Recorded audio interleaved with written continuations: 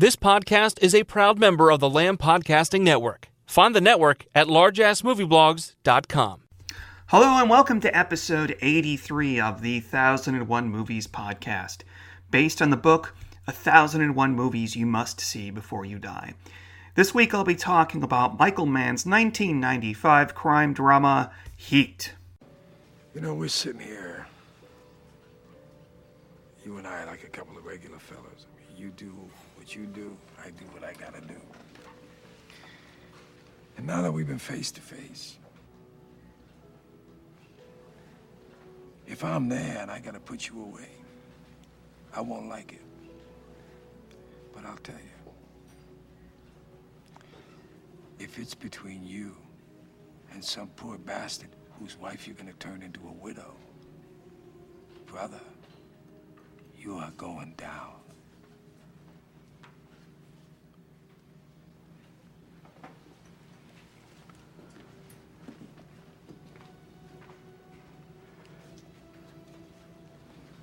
There's a flip side to that coin.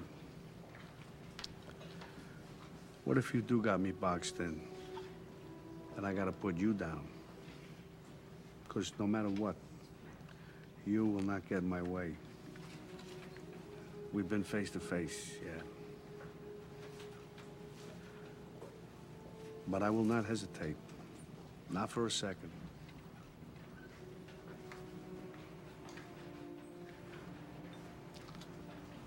Maybe that's the way it'll be.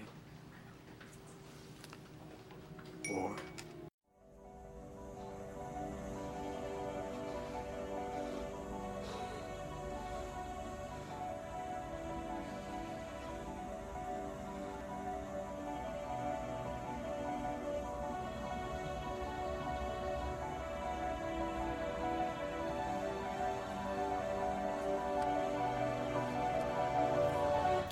In the early 1960s, Neil McCauley was released from a 25-year stint in prison, including 8 years in Alcatraz. McCauley moved to Chicago, where he found himself face-to-face in a coffee shop with police officer Chuck Adamson.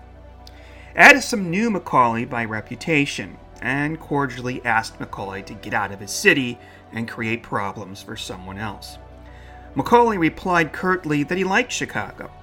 Adamson's response was simple and went something along the lines of, "If you ever cross my path, I'll have no choice but to put you away."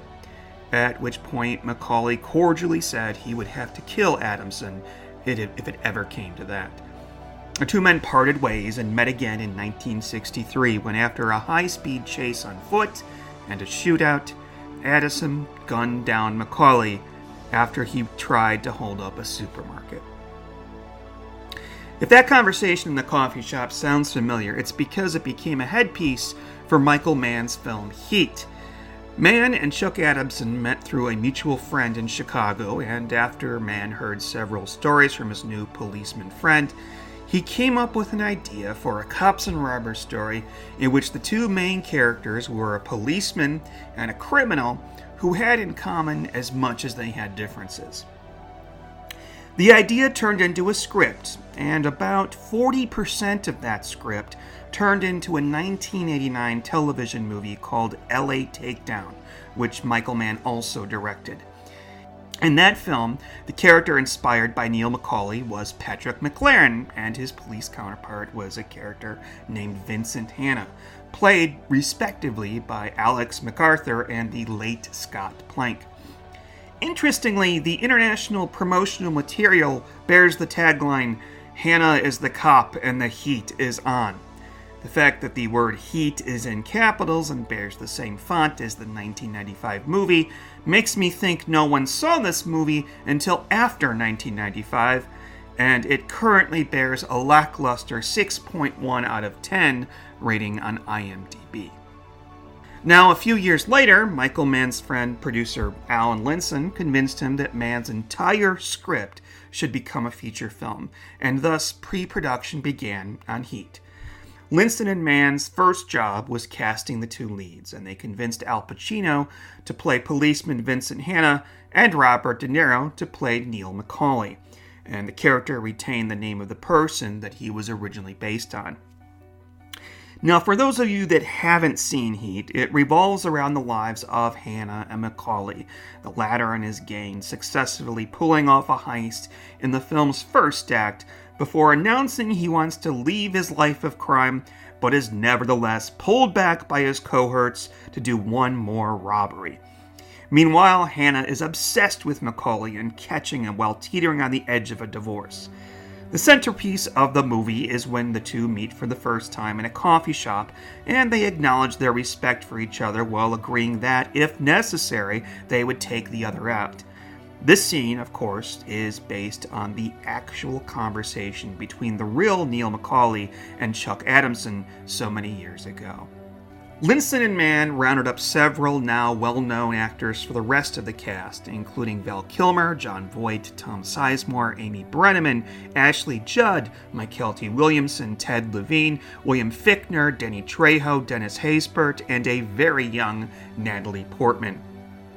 The only actor who had misgivings about being in the movie was Amy Brenneman, who had no problem telling Michael Mann that she hated his script because it was too violent. Mann did not really mind this comment, and in fact thought she was in the perfect frame of mind to play Macaulay's love interest Edie, whose willful ignorance of her boyfriend's occupation seems to draw him in. To say that Michael Mann threw himself into this production would be an understatement. He hired former cops as technical consultants and even encouraged the cast to fraternize with people similar to their characters.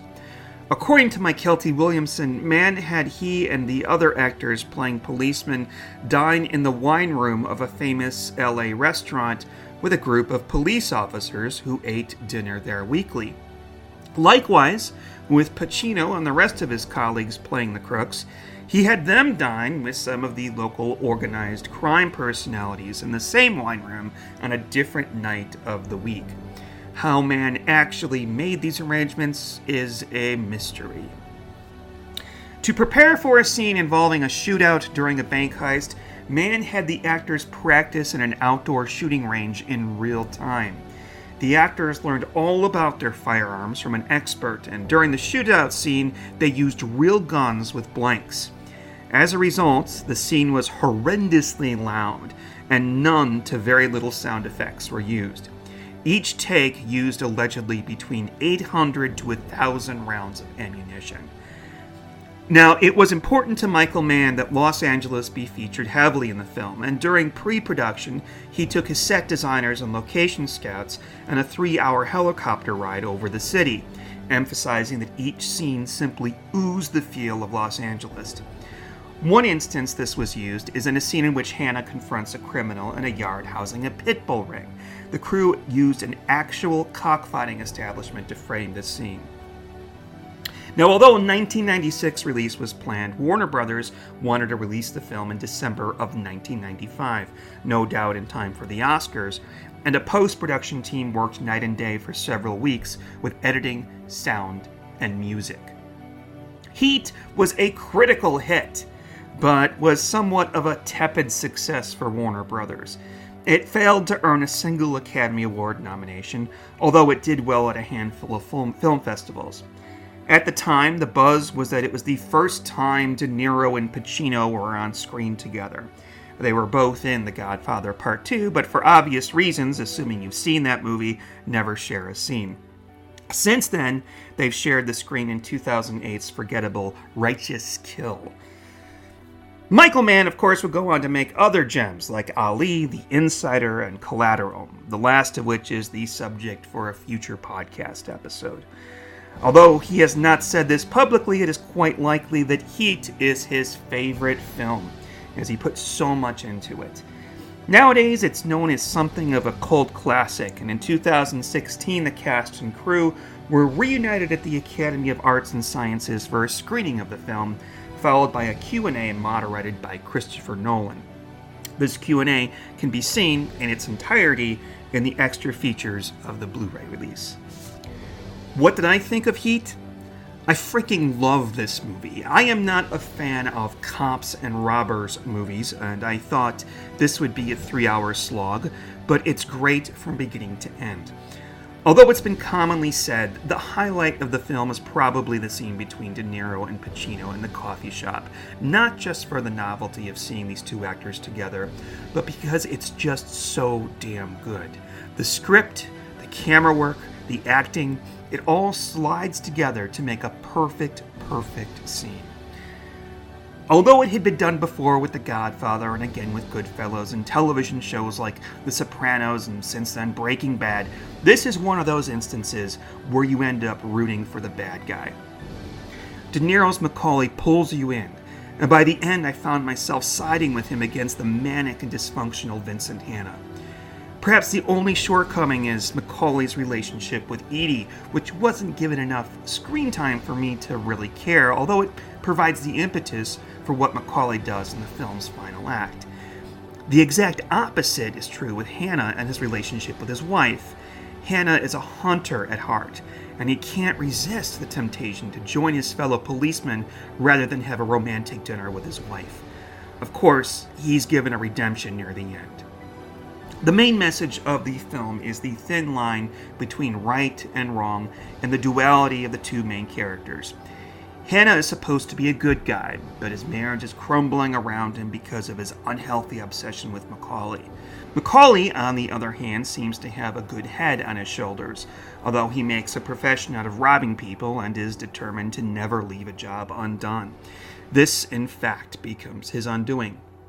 It has been said that the two of them are the modern equivalent of Dr. Jekyll and Mr. Hyde, although they're obviously two different people. Perhaps on purpose, however, Mann never placed them in the same frame together during the iconic coffee shop scene, the metaphor suggesting that these two are indeed two halves of the same person. Macaulay tells Hanna in that scene, "Never have anything in your life that you can't walk out on in 30 seconds flat if you spot the heat around the corner." Macaulay, to his credit, eventually follows his own rule, but like Hanna, it's that itch to hunt down a wrongdoer that could allegedly be his downfall, and it leads to the final scene on an airport runway. This film isn't just about Hanna and Macaulay. There's Chris, played by Val Kilmer, who's a consummate criminal, but has his own ups and downs with his wife, played by Ashley Judd. She may want to be out of his life forever, but in the end, she becomes his salvation. Perhaps the most tragic thread of them all is that of Donald, played by Dennis Haysbert, as an ex-con who, with the help of his girlfriend, is trying to rehabilitate himself by becoming a dishwasher in an LA greasy spoon. When Macaulay asks him to be the driver during a robbery and he agrees, it's like watching a reformed alcoholic take up the bottle again. And it does not end well for Donald. Yeah, spoilers. The script is so rich that almost every time a character dies, be they the good guys or the bad guys, you really feel it. The two exceptions are William Fichtner as a slimy money launderer and Kevin Gage as a sloppy crook who just happens to be a serial killer, murdering prostitutes in his spare time. This leads to an unbelievably moving scene between Hanna and a victim's mother at the scene of her daughter's murder. The story in Heat is pretty much Cops and Robbers 101, but it's done so seamlessly and artfully that you become emotionally invested. I have never seen a crime drama like this, and it has now become my favorite crime drama of all time. But I admit I didn't really have one before. Crime dramas to me, like romantic comedies, were made to sell tickets, but Heat is a stellar exception. That's all I have to say about Heat. Tune in next week when I talk about 1921's The Phantom Carriage, directed by Victor Herstrom. In the meantime, you can email me any questions or comments at 1001moviespodcast@gmail.com or follow me on Twitter at 1001moviespc. Until next time, happy viewing.